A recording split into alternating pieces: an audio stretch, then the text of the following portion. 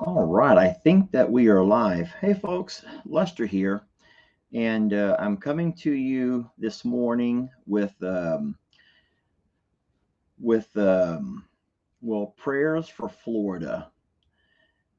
I don't think you can help but watch the news, and if you don't watch the news, you see stuff on your social media, and man, it's just every time that we see things that have to do with flooding, can't help but just have a just well, you're flooded yourself with what we went through during Hurricane Harvey, and your hearts just go out for those people. There have been people who've gone through fires, and I've you when you have a fire, you come home to nothing. But when you have a flood, a lot of times you come home to everything, yet you have nothing. And that's what's so hard to understand about a flood is that you may come home to a home that's still there, yet if it's been flooded out, and everything depends on how high the water got because everything from that water line and down is gone. It's you can't repair and salvage and save anything. And so that's why it's so different when you see someone coming home from a fire when everything is gone compared to coming home and everything is still there, yet you know that it has to all be stripped out. And in fact, I think that cleaning up from a flood obviously is a lot more difficult than cleaning up from a fire. And I think the way your mind can process the things that you lose in a flood and a fire also differ.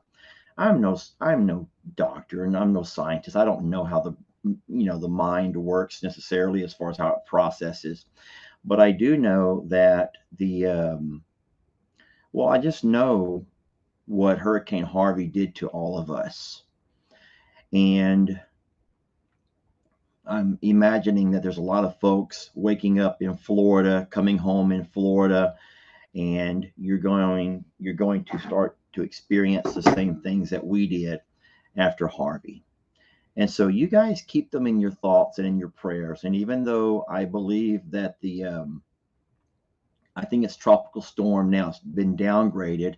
I do believe that it's going to strengthen back up and then it's going to hit South and maybe North Carolina. I'm not exactly sure. But so I don't think that we're done with this thing just yet. And so above and beyond everything else going on in your lives, just know that there's people coming home today to no home. And or there's I don't know how many recorded deaths, and just it's just going to be a really long time before Florida can return to what it used to be. And yeah, so there's nothing really you can do when you want to go live on a day like today. There's you hope that you can kind of like maybe offer some kind of an escape to people who've been glued to the TV screen and to the news and to your social media news, and you just keep seeing images after images of buildings and homeless people now who had a home, a beautiful home yesterday, and now they have nothing. And of course, no electricity makes people's lives very difficult. We've gotten ourselves so conditioned to having electricity. I'm not able to read any of the comments, my friends. I hope that other people are able to read and keep up with what's going on. They're going by so darn fast. And but I wanted to start off today's live with just the fact that we are thinking about you, Florida, and you are in our prayers. And it will be a while before you guys will begin to make sense of what just happened. And just know that you continue to put one foot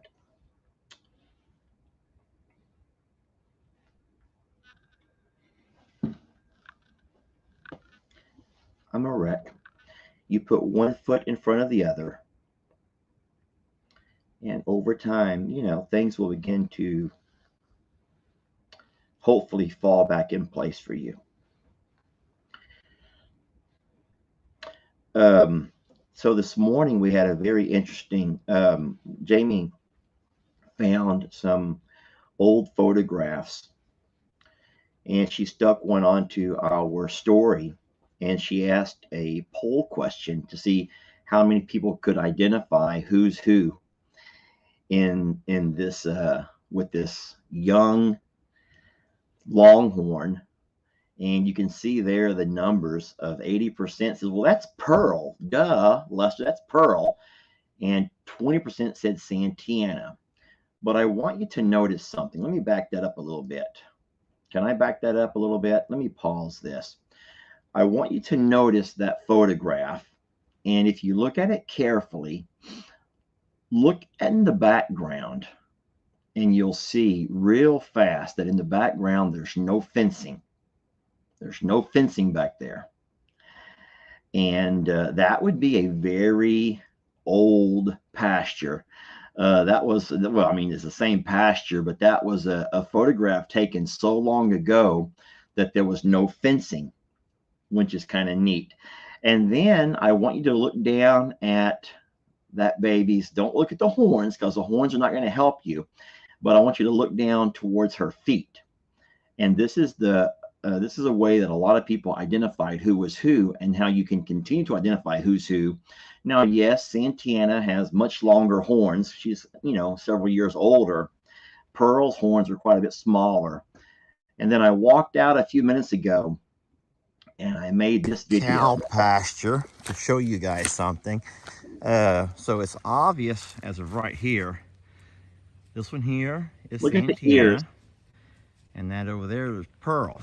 So the ears are the same. Though, when I make Santana stand up. Santana, stand up for me, will you, baby? Can you stand up for me for a minute? Come here, Pearl. I want you to watch when she stands up. Baby, stand up. I need you to stand up so I can show everybody something. She ain't gonna do it, y'all. Let's go over and look at Pearl real fast since Pearl's already standing. All Tex, right, we're not here to mess with you. To look at I want you to look at the bottoms of Pearl's. Looky there. Look at the difference right there. Y'all see all that, right? Everyone see that? And looky there. Her legs. So the markings are obviously different. Y'all looking at that? You zoom in. Oh. All right, you see that? Claudette says that Pearl's nose is black. I did not know that. Santana up and look at her. Oh. Santana, stand up. Oh, you're right. Just stand up for a minute. I'm sorry. You're all laid down here. The lighting? You're not that tired. Could I have you stand up just for a second? Let's pause. We need to look at your feet. Let's look at her nose for a second. Look at the markings on the nose. You're right. Your legs. Please. Now, she's never going to stand up, y'all. I'm sorry to tell you this. She's never going to stand Guys, up. You're going to have to trust me on this one. That the picture that you see is a picture of a very young Santana. Yes, it is a very young Santana. This was such a long time ago. And our little girl has grown up. And get this, she's had 4 calves. So she had her first calf was that little bull. We named him Huey.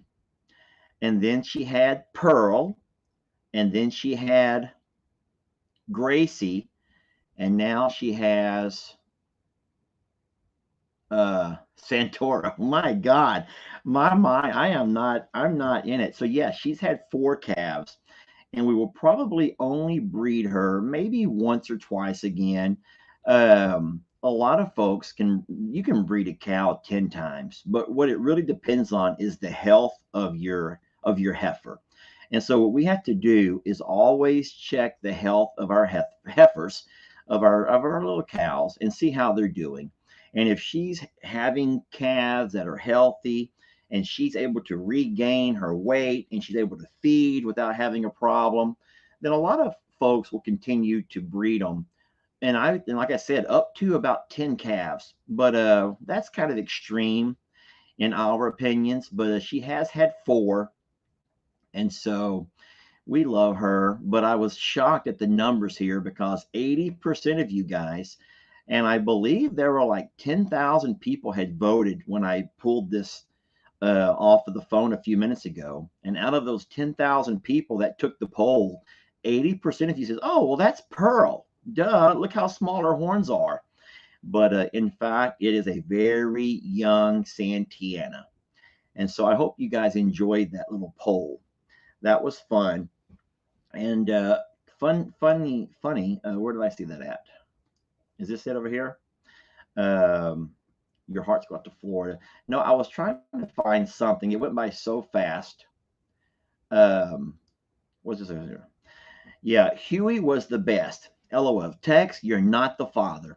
So what we did was we had a. All right. So how do I? I could very easily go and find you that video, but I'm not going to do that because I'll give you the option to go find it yourself. But yes, it was. Tex was very young, and I would say immature. And you know that a lot of times females in all mammal species will mature faster than will males. And so we had gotten both Tex and Santiana at the same age. So they were yearlings, which means they were between 9 months and a year or so old when we got them. And whenever Santiana came in heat the first time, Tex had no interest. Tex was still out there playing with his red ball or pushing around his blue barrel, and he had no interest in Santiana. So what did she do? Yeah, you all know this story.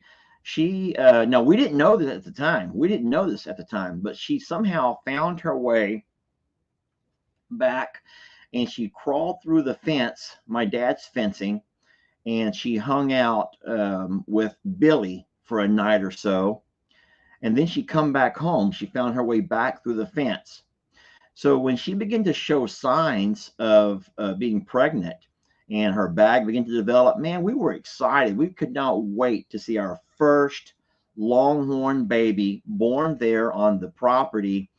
And this would be the first baby born there after our Hurricane Harvey. And we were super excited. And the day that neither she or Tex came up to the barn to have their lunch, I went down to look for her, and I spotted that calf in the high grass. And so I walked, or I think I was on a four wheeler. I drove over to the high grass, and that calf looked up at me. And if that did not have a Billy's face, and you know, Billy has the big old, he's a Hereford, so he has, you know, different color of hide, and his fiber, his fur, and his facial features. And if I looked at that calf and I knew immediately that he does not belong to Tex. That calf, in fact, belonged to Billy. And once that calf got to age, we gave him to my dad, and then he started all of the trading that my dad and his people do. Yeah, so he's a herd bull somewhere now. I can't tell you exactly where he ended up, but my dad has been doing cattle his entire life. And so the same way we have, you know, Facebook friends, my dad has a network of friends who are also in the cattle or hay industry. And so what they do on a very regular basis is they trade, they swap, they switch out, they make deals, y'all, for different bloodlines. And anyone that wants to have the best of bloodlines, you want to bring in good quality bloodline, and that improves your stock. Now, I feel like by talking about this on a page of people who are all about animal lovers like we are, it's quite taboo because it's just kind of, but that's how the industry normally works. Now, we don't do that, obviously. have talked about before that we do more of the hobby part of the farming and the ranching. And so we like to have the cows. They help us a whole lot with maintaining our pastures, but we don't, in fact, sell them to eat or sell them for profit. We don't breed them for any of those kind of things. We don't process any of our meat. We keep the cows and the horses and the goats just for our pasture maintenance for the most part. But at the same time, whenever you have, you can't have two bulls the same way you can't have two intact male anythings, or they're going to fight. And so, whenever Huey was old enough to be weaned off of mom, we did allow him, since it was Pawpaw's bull, to jump into that trade, how these men trade. And my dad got a couple of calves out of the deal. And that's normally what happens. A good bull who's healthy and strong and has a really good bloodline will normally bring you two or maybe even three heifers. And so we had talked about this a while back whenever, someone says that Paul sold him because he was mean. I don't know. He was mean. I don't think my dad would have sold him. I bet you my dad traded him off because of that. But yeah, you can't. I bet you what happened was they began to fight.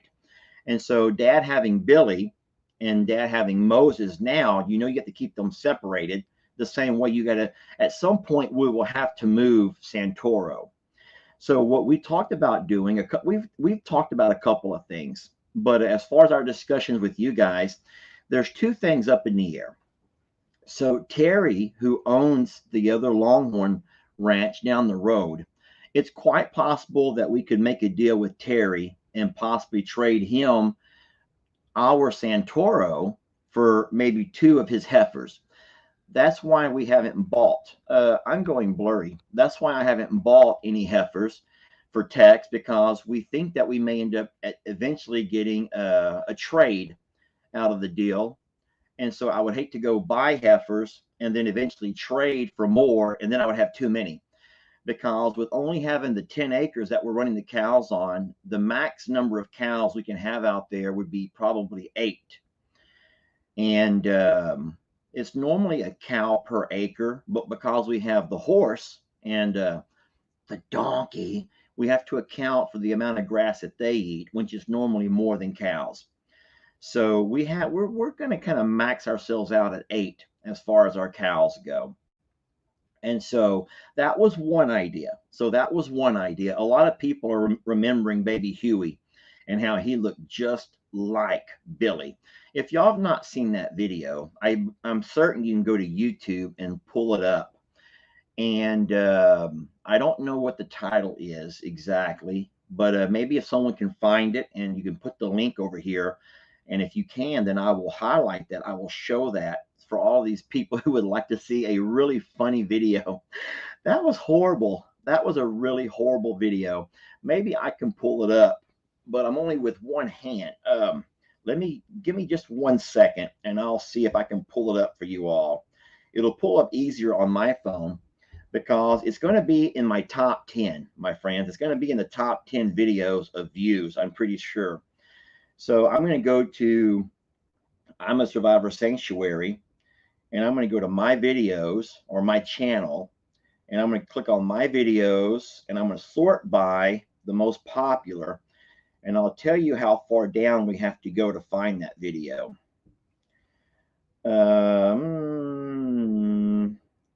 Okay, so here it says Tex versus Billy, and Billy wins. So obviously, listen, it's a very short video. I think it's only 3 minutes and 11 seconds. It's a very short video. It has almost 400,000 views. So it's not one of our most popular, but it's down a little bit off the page. Tex versus Billy, and Billy wins with about 5 exclamation points. And that's from 3 years ago. So there's probably a longer version of that video, but I cut it down to make it a little bit shorter. But if you ever want to watch that, it's pretty funny. Now let me turn my phone off before I end up losing my internet signal out here. Tex versus Billy, and Billy wins with 5 exclamation points. So yes, in that video we had to call, was it Maury? Maury, the talk show where the guy would tell you who the father was? No, Jerry. Was it Jerry? Was it Jerry Springer? Who was the guy that would always tell you who the father is? And so we pretended to call that to find out who the father was. And we had the grand introduction that it was Tex was not the father. Tex, you're not the father. And that right there began the ongoing feud between Tex and Billy. And so for all of the fights that Tex and Billy had, everyone says that was Maury Povich. Povich. Thank you. And so for all of the fights that Tex and Billy had been involved in over the years, we always blamed it back on some things you just can never get past, some things you never get over. And that was one of those things that Tex could never get past. But I'll tell you what, he and Santana have had 3 beautiful calves since, and Pearl is the oldest of those babies, and she's gorgeous. We hope that Gracie is pregnant now, and we can't wait to see what her grandbaby is going to look like. Well, Gracie's daughter, Pearl's grandbaby. No, Santana's grandbaby. And so we will see. Anyway, that was fun. No, it wasn't. I know it was not Dr. Phil. I believe it was Maury. I don't even know how to say that, but it wasn't Jerry. So Jerry Springer had all the fights. Jerry Springer got his name from allowing people to fight on his show. And Maury got his name by always announcing whose was the father. Women who'd been in multiple friendships. Yeah. And he would announce who was the father of the child. So you're right, it was Maury, but that was a fun video. So, anywho, guys, that's all I have. I just want to make sure that we remember to keep Florida in our thoughts and in our prayers. Yeah, you are not the father. Yeah, they were all shit shows, and someone says they were. They were all sinful shows. Yes, they were. But I'll tell you who I like is I like to watch Steve Harvey. I don't know. I fell in love with Steve Harvey from Family Feud. I think he might be the best host of Family Feud ever. Now, I don't really watch the Steve Harvey show as far as his talk show. I don't even know what time it comes on, but on occasion you will find a little short video from YouTube or a little reel from Facebook that'll have a snippet of the show where Steve is a very well thought out individual. He really can think before he speaks. And for the most part, I don't know if this is true in all of his episodes, but I think that Steve is really well thought out and he makes a lot of sense with what he says, especially when he calls out men for how scumbucketish they can be when it comes to relationships with women. And it's hard to say that, y'all, because I'm a man. But I'll tell you what, Steve hit the nail on the head. Is that how they say it? They hit the nail on the head when he breaks and he'll analyze a relationship.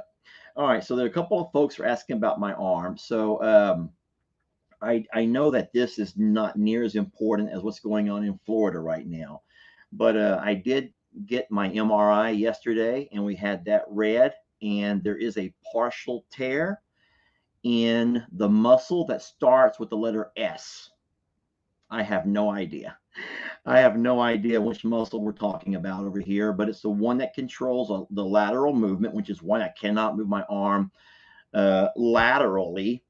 But the good news is because it's a partial tear, it is usually can be effectively treated with steroid injections, and he gave me some cortisone for the pain. And so I'm not going to have to go by and do the surgery. I did not want to find myself having to go through so many months of rehabbing and all of that. So what we're hoping is that I can give it 8 weeks and then we will reevaluate. So I'll say that again for those that are just jumping in. With the MRI, it is a partial tear, and I'm blessed that it was not an acute tear or all the things. Yeah, so supposedly my tendon is still attached to the bone. So that's a good thing. And so we're going to treat this with steroid injections and cortisone. Now, when I made the video talking about it, and this is what I worry about, why I don't even want to look at the comments. I don't even want to look, because whenever you discuss anything medically with you or your animals, I joke, but everybody's inner MD comes out. Seriously, everyone has their own inner MD, and they're going to tell you everything that you're wrong about, and that your doctor doesn't know what he's talking about, or your vets don't know what they're talking about, and that's fine. I'm not going to argue with anybody. I do trust the fella who read the MRI. I was able to see with my own eyes what he was showing me and explaining to me. And then I do trust my physician when he talks about the success rate of the steroid injections and the cortisone. And yes, I do know that there's many people who have had very successful surgeries on the same thing. But I think what I would like to talk more about is the respect that I have for people who have lived with or live with chronic pain. Because I will honestly say that for a long time, I've kind of overlooked those comments about the folks who live in pain, because I don't know what to say. I don't know what to say. I've never lived in pain until this week. And I will say that all of this week, let me hide this comment and get off here. All of this week, I have struggled finding a relaxing resting position. Sleep is very hard to come by. And because every time you move, and I move quite a bit throughout the night, every time you move, it just sends this shock through your body. And so, for all of the folks who live with pain, I have a newfound respect for you. And maybe that's not even the right word choice. Maybe that's not the right word choice, but I have a newfound, I just admire the fact that you're able to live with pain,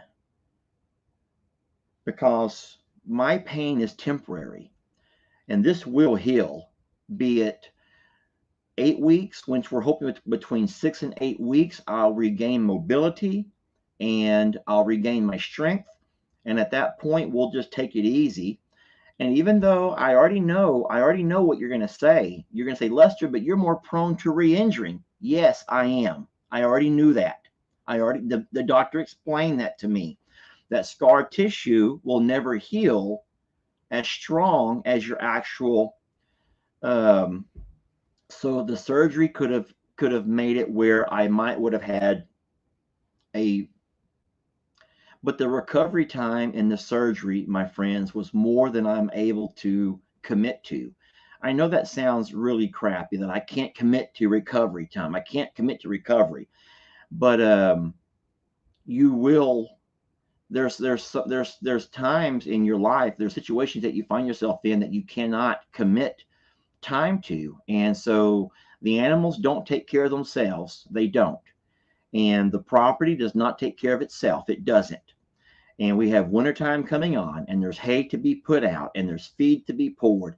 And so do not sit there and say, well, let Jake do it, or let LE do it, or you know what, Jake and LE help plenty. But this is my responsibility. And so Jamie has been here to help me. She's been great.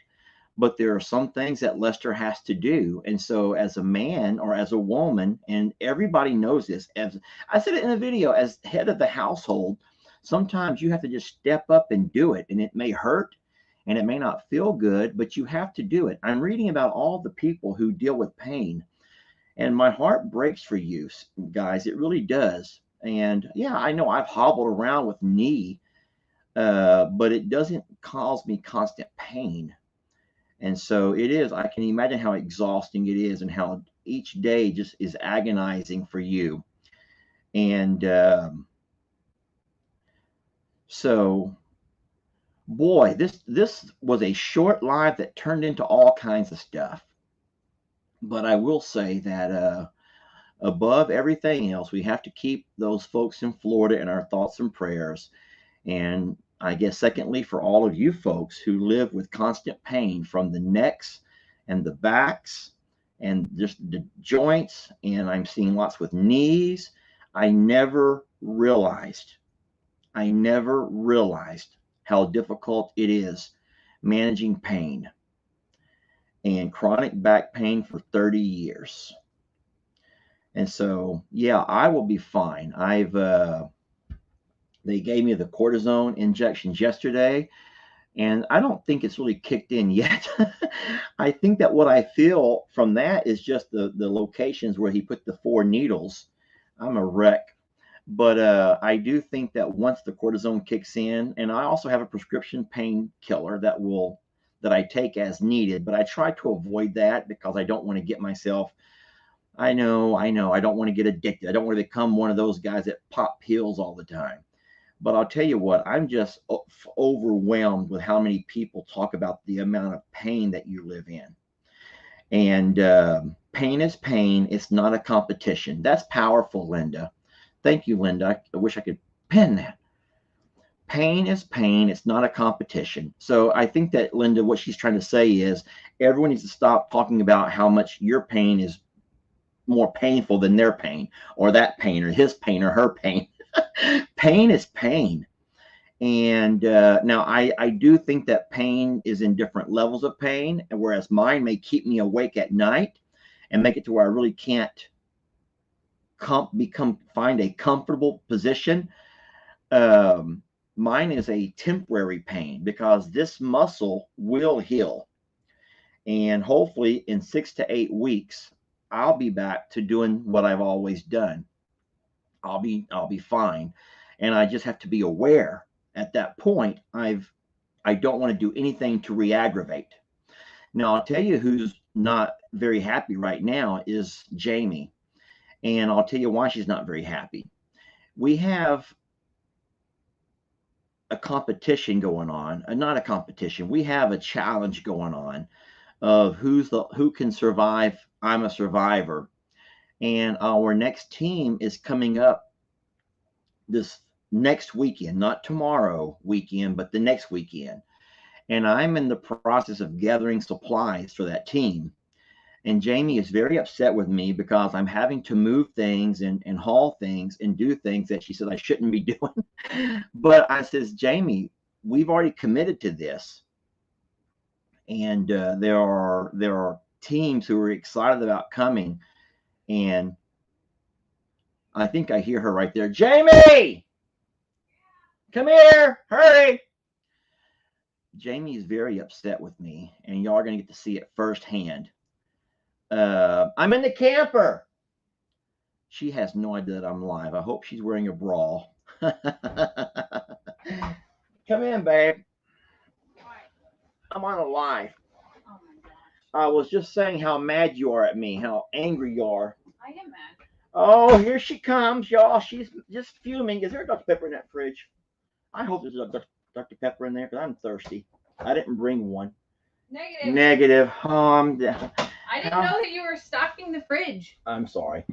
All right. So tell everybody, let's go ahead and talk a little bit about we can agree to disagree. Why are you upset with me? Because you won't rest. You won't stop. You won't just let me do. So there's people. Oh, here's that stupid. Guys, do not click that stupid dating site. That is spam. I blocked them again. We have people coming in next weekend.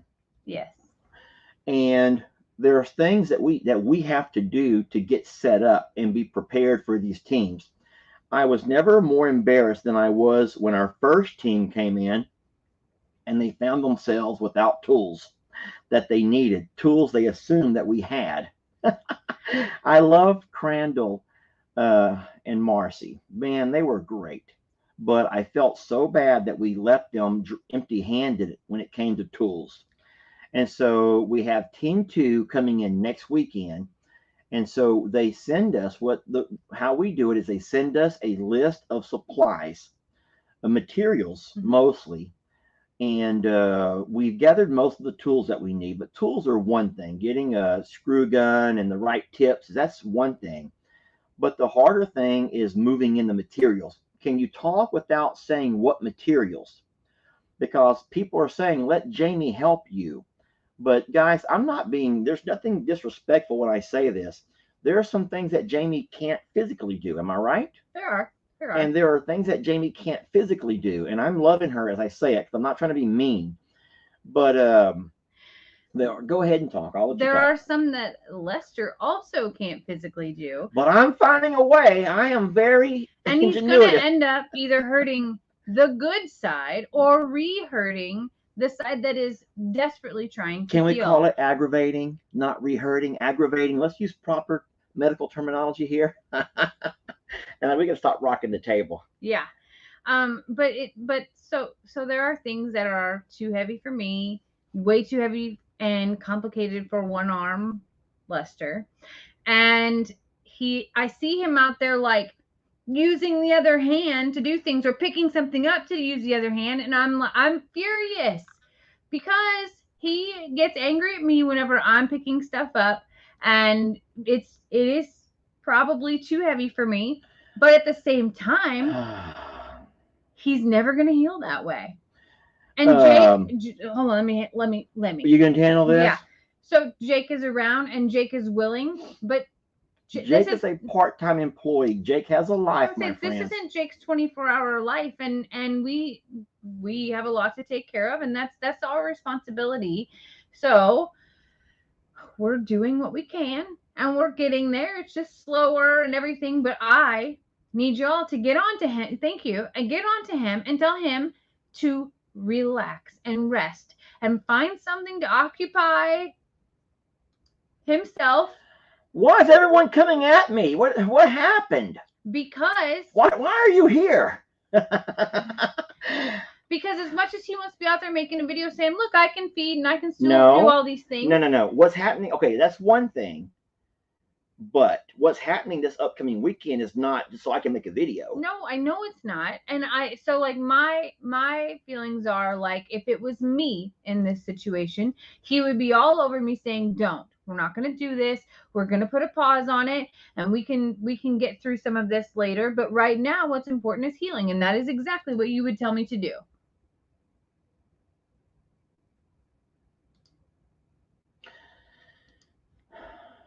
You got nothing to say to that? Well, I was trying to let commenters answer for me, but I can't keep up. All of a sudden, everyone's just blasting. They're just blasting on me.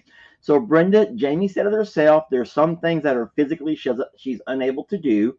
And guys, I am also physically unable to do some things. And yes, we have help, but that's help. That's not anyone who's going to come in and take over the farm for 6 to 8 weeks while I heal. So stop it.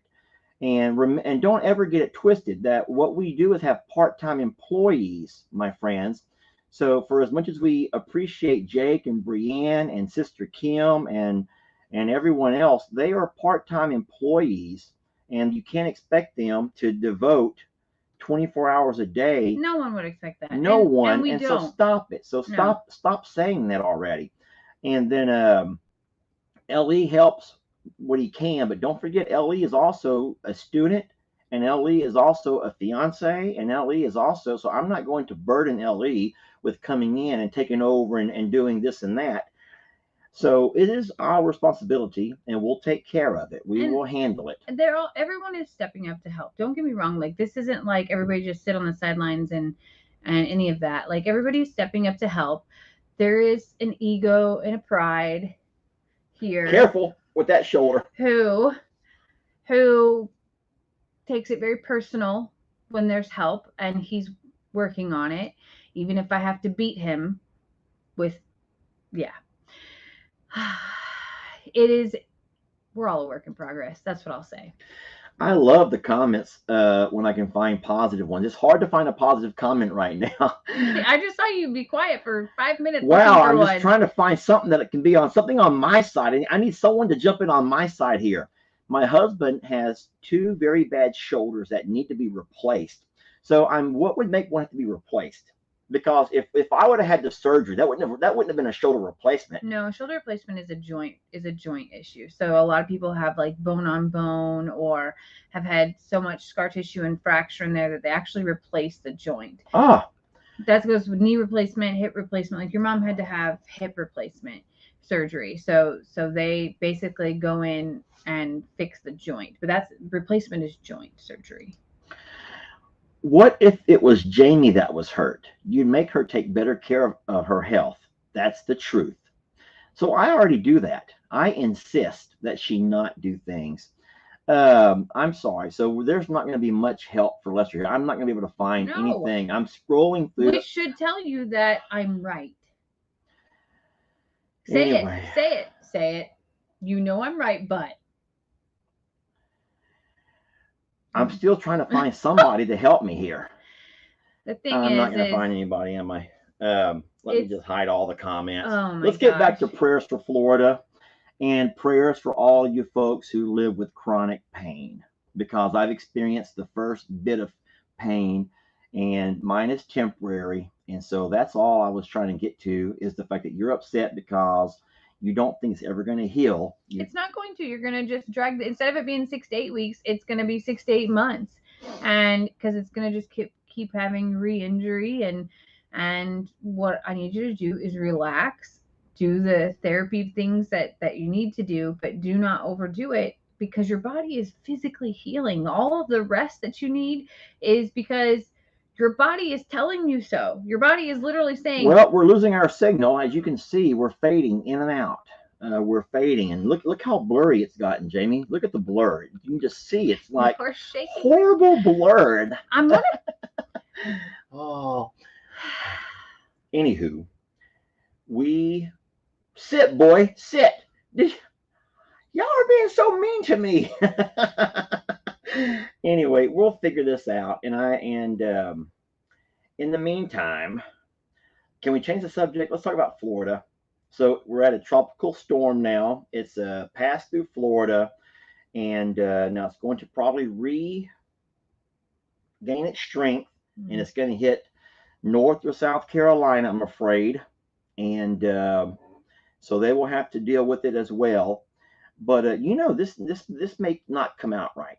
I'm going to say something that may not come out right.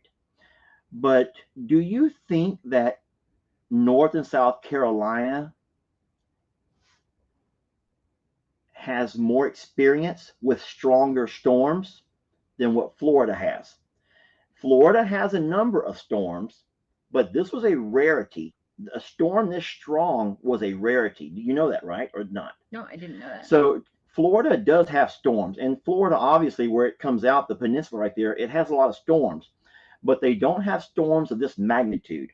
Whereas the normal line, you have a lot of storms that hit the Carolinas, the Outer Banks, that come in with Category 5. And so I believe that Carolinians are maybe more familiar with how to handle a big storm, than what Floridians were. Does that make any sense to y'all? Here's what I know about Florida is I'm trying to read comments. It's very rare to have like a native Florida person, so that most people that live in Florida have not lived there their whole lives. So I would assume that they're not like as well versed, as maybe people who are elsewhere. But that's a total. I don't know the answer. I just learned about hurricanes a few years ago. Oh, here's another question. There's one that Linda posted. Do they have seawalls? I never heard of a seawall until I moved to Texas. So there are parts of Galveston Island that have a seawall to protect the commerce part of Galveston. You know that, right? That's why they have that giant seawall. So when you do have hurricanes that direct hit, the commercial part of Galveston Island will be protected. Now, you may have some of the flooding from that surge that's going to flood around the residential areas, but you're going to protect your business side of Galveston with that seawall. Here's my thing. I don't think that Florida has a seawall, because it would be too much of a wall to ever build. Am I right, or?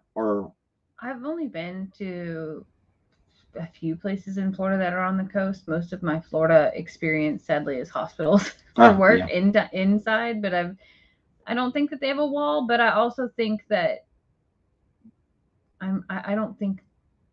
I don't know. I don't think that no matter what natural disaster that you prepare for, and I think that you can speak to this as well, you're never fully prepared. So I just feel like for me, like, they're all people, they're all impacted in some way. And if they aren't directly impacted, they know someone that is. And it's a huge deal for Florida and the coastlines. And I mean, even what just happened in Canada last week, like, we're in the season, and it's a stressful time. And I feel like people just need support through all of that they're going to go through, and it's going to take a while to recover. And let's hope and pray that there's not another one to follow up real close as well.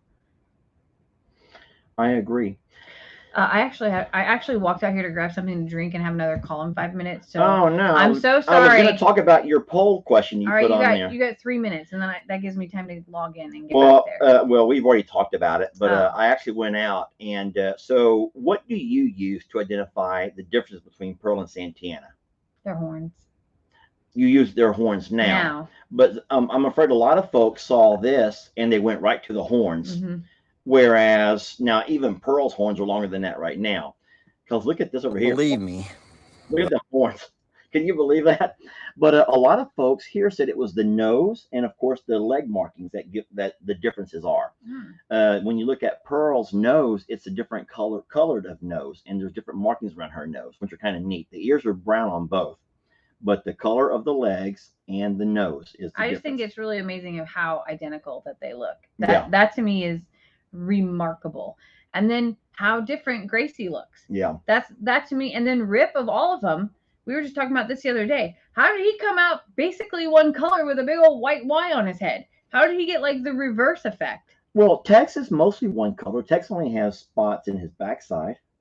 All of Tex's front is one color, mostly. Yeah, I guess you're right. He kind of has like a jacket, like a shawl. Like he has a brown shawl. Hey, careful now. This Tex we're talking about. All right, guys, we're going to go ahead and stop it right there. Removed myself. I just removed myself is what I did, Jamie. I want to remove this. There we go. We're going to end it right there. Jamie has work coming up. I got to get off of here because there's nothing I can say now that's going to change anyone's opinion that I'm just a hard-headed man. You tell him. I am just a hard-headed man. Find something to do that's exercising his thumbs only. How about that? And your toes, maybe. Thank y'all for watching. And remember, guys, lots of prayers for Florida and for the Carolinas, all right? And for everyone else in Canada who was recently impacted.